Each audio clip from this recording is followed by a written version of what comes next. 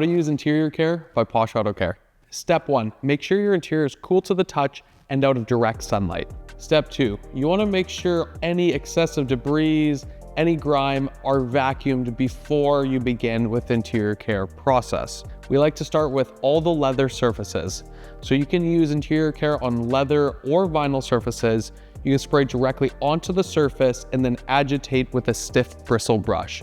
From here, you can take one of our interior care microfibers and you can gently pick up all the debris off the surface. From here, we like to attack all the intricate details in the cockpit. So this includes your center console, your cup holders, your door cards, all the buttons on the steering wheel.